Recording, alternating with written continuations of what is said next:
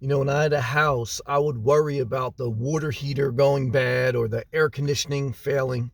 And sure enough, in 15 years of home ownership, just about every appliance and piece of equipment in my condo failed and it needed to be replaced at times.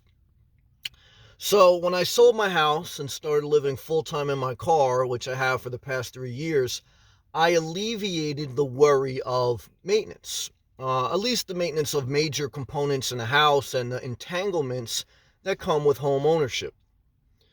So now I don't have those worries, but I've gained some worries about the future.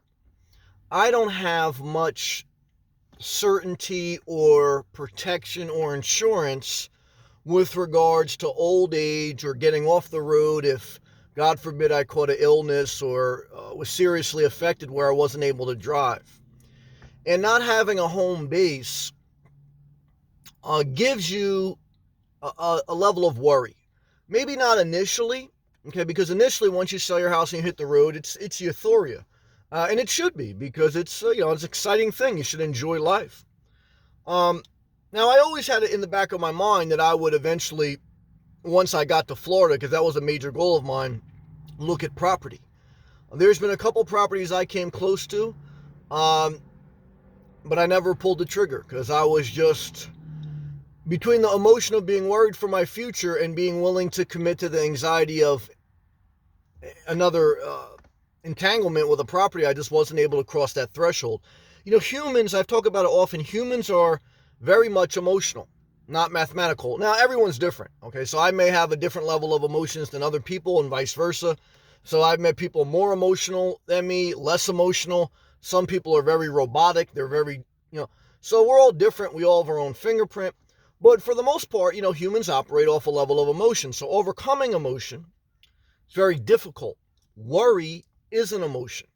And one major worry, which is a real concern, that you will have if you live full time in your car, van, or maybe RV, is about your future, old age, getting sick, and what are you going to do when it's time to get off the road? Because it's a reality of life. It's something to think about. Now, I have shared that if you have a fully self-contained RV, what would be your future plans? Well, if you never plan to buy property, your future plans, if you need to get off the road, is you would go to an RV park or campground and you'd be a long-term person there. And that's it. That's your plan. And I think about that as I think about, do I want to get an RV?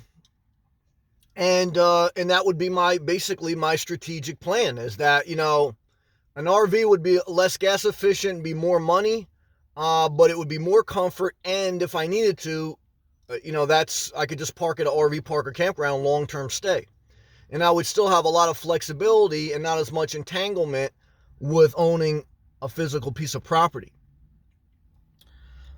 The problem with that, at least for me and my personal individual circumstances, that there's certain areas that I like that may not have campgrounds that are in Florida. And I say to myself, Sam, what, the whole point of living in my car, one of the major points, was to reposition to Florida to live in an environment I love. So if I'm going to put in all this work, sacrifice all the things I have over 3 years, sleep in 0 below weather, sleep with no air conditioning in the height of the summer, and go through a variety of different unique experiences, why would I then settle to live in a campground that doesn't inspire me rather than buy a piece of property by the beach?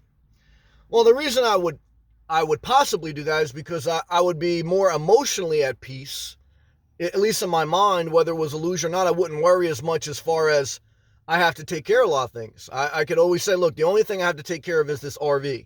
The campground, the RV park is responsible for the utilities, the maintenance, mowing the grass.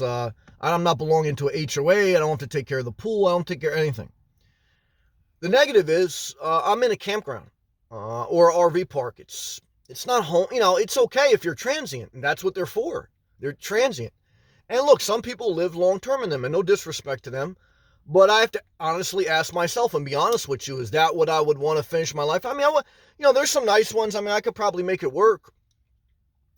But then too, if you long-term stay and you don't move every couple of weeks, you're going to be looking at for a decent one, $800 up maybe, very easily. Of course, you can get them cheaper, but then the less the community value is, the less the neighborhood's not good. And so I say to myself, I'll be 40 this year. Do I want that worry, or do I want the worry of committing to a property? And I'm mainly looking at an RV lot with full utility hookups. Get an RV, small little travel trailer, keep my Jeep, and at least I have a level of peace about what my future plans are. Now, what worries would I have if I do that? Well, one is the initial 12-month worry, because the initial investment would be several $1,000s. And I would be really scared for the first year or two, because, that's like a huge upfront investment in the property and buying an RV and all these different things. Even if you put minimum down payments and stuff, it's still a lot of money. And I just would feel a little bit vulnerable. However, I guess it would secure a level of the future. The only problem with that is, still during hurricane season, I would have to possibly evacuate during even like last year I was here, I evacuated, and it was an evacuation in areas of Florida that I go. So, it's something I have to consider. But that, that happens a couple months out of the year. Something I have to consider. That's why I would buy an RV lot. But when I'm old, do I want to evacuate like that? Well, I don't know. And, well, look, I know I do. I know I'll live in Florida, or I want to anyway, until I die. Now, if I just got an RV, well, I guess if I got an RV or I got the home base, either way, during hurricane season, if I had the flexibility, I'd probably still travel a little bit up north, I guess, to alleviate the worry of that stress of hurricane, not being able to enjoy the climate, because those 2 months, August and September, are very hot, humid, it's stormy. So, but I'm trading worries. There's no worry-free life.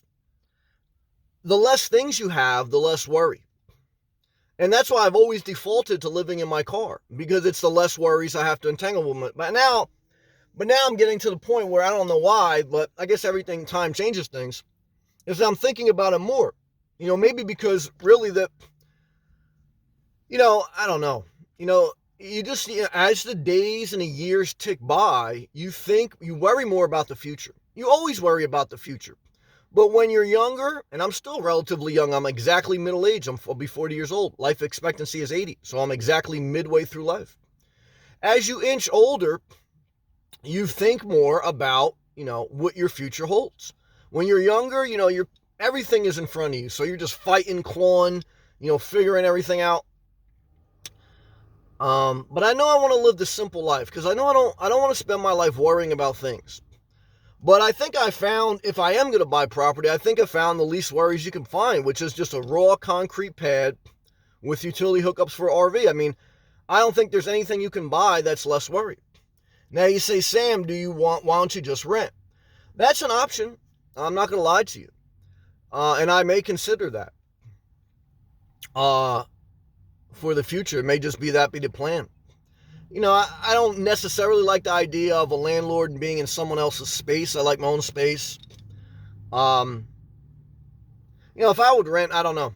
It has pros and cons, but I guess I'm just talking this out with you. I wanted to share a video about worry, because worry is an emotional thing that all of us humans are affected with in different ways for our individual circumstances. And after you sustain a period of time on the road, you worry about your exit strategy. Sometimes you worry about it more than others, and every worry that you relieve, you pick up some other. So try to keep things as simple as possible. Try to keep as much flexibility as possible. But there's nothing in life that's going to have no worry. I've tried to figure out a way in life where there'd be no worry and no suffering, because I don't want to experience either one. It doesn't exist. But it does exist to live a better life. Your best life does exist. You do have to make decisions. You do have to be scared and do things. And there's a season of sacrifice, planning, and execution. So hopefully this video, me rambling and sharing my thoughts and my experience, help you a little bit. Leave in a comment below, what do you worry about? Sincerely. And hopefully we remember not to worry our lives away. and to enjoy life one day at a time, one step at a time, as best we can. See you guys in the next video. Peace and love.